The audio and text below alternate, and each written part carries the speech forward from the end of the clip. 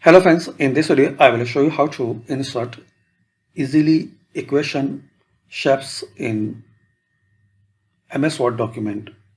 So click on insert, then shapes, and here is the section equation shapes. Select it like plus,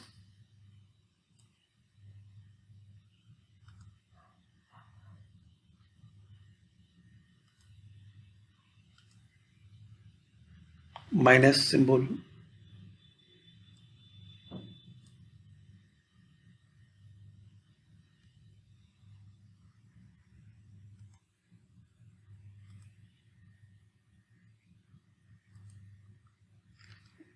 multiply,